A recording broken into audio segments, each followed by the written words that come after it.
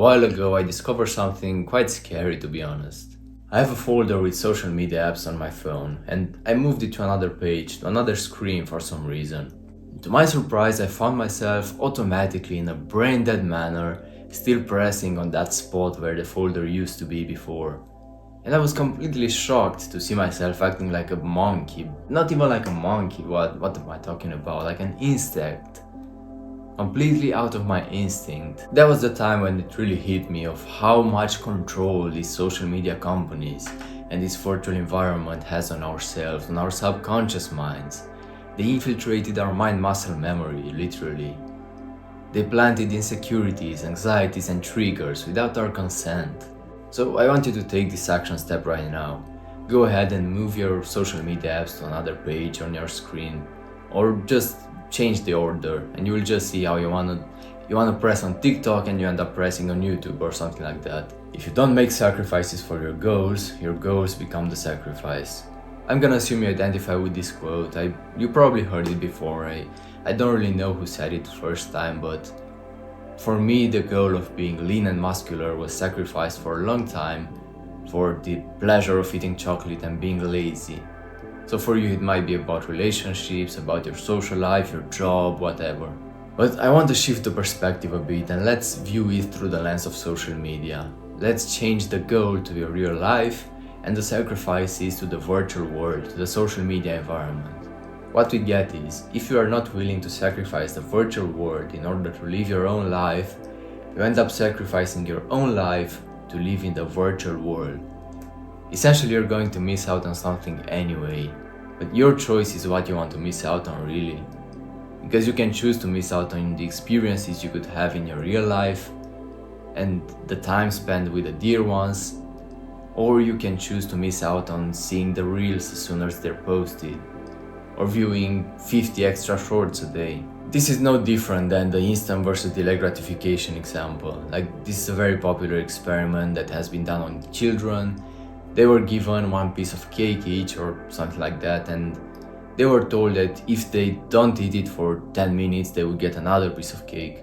And this is literally the definition of delayed gratification. Choosing to sit with the uncomfortable sensations in the moment so you can experience better sensations in the future. Of sacrificing your momentary self for the sake of your future self. And this is a very popular topic. It's been around the internet for a long period of time already. But why wouldn't we view the social media situation from the same perspective? Why wouldn't we view it as delayed gratification, as something that has to be delayed? Because when we are over-consuming, we are running away from our own lives. We detach from who we really are, we give away our presence to a fake reality, we rush our ways towards death. Sometimes it's useful to just take a step back from social media, zoom out and just have a broader perspective over life and over the micro decisions you're taking every single day. The situation is not entirely grim, because social media and the virtual world in general are both a blessing and a curse. Nowadays, if you're not on social media, you're no one really, because globalization unifies people from all over the globe, and it becomes tougher and tougher for you to only interact with people in your proximity, in your local tribe. But then at the same time, if you're not careful, you will end up being brainwashed and controlled. So there are two extremes really. People that run away from social media completely, and people that are controlled by social media. But there is a tiny spot, a tiny pocket of people in the middle that are able to avoid the dangers and leverage the advantages of social media usage. These are the mindful consumers. That's our goal really. That's where you can live the optimal life. And I want to share my breakthrough which led me to join this imaginary group of people. Our subconscious minds are being manipulated, precisely controlled for us to be obsessed with the virtual environment. And the effects of this are that as soon as we take a step back from social media, we experience FOMO, fear of missing out. That's how deep this is. When we are living our own lives and we choose to take a step back from a fake reality, we experience FOMO. For a long time I knew this was the truth in the back of my mind. But I just chose to ignore it, as you probably do, as everyone does. Because social media is too important. Social media makes us feel less lonely. But then I concluded that FOMO is unavoidable anyway. Fat people miss out on the six-pack, Fit people miss out on the 500 grams of sugar a day. Monogamous people miss out on diversity.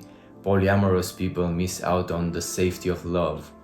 And seeing that, I realized that I don't want to miss out on my own life. I don't want to see people disappearing, gray hairs growing on my head, and life overall passing by while I'm alive between lines of code. Now I've become a mindful consumer. I still scroll on social media, but I'm very mindful of the time I spend there. I still laugh at stupid reels and chat with my friends, but the fake reality does not control me anymore. This alone makes life 100 times more enjoyable. On a daily basis, a total amount of 1 hour of social media usage, like all the social media apps compounded, should be enough for you, and it is enough for me. If you watched all along, I want you to adopt this new mentality. Have a constant reminder of, do I want to sacrifice my life, my own experiences for this, for social media? And start taking action, become the one in control. Be in that pocket of people that are able to leverage the blissful side of the social media situation. Because grass is really greener on the other side. Once you break free from the constraint that the virtual world presents, you gain the power to be you. You have the mental space to make realizations about the world and about you. You become excited to notice the texture of the trees, leaves, and the ground. You get to the point where genuine happiness really comes from the small and insignificant aspects of life. And that's how we are supposed to live as humans. That's how humans have always lived like. But feeling these huge amounts of dopamine flooding our brains, that's something unnatural. And that always makes us underappreciate the beauty of life. So, in a world where everyone is brainwashed, choose to be in control.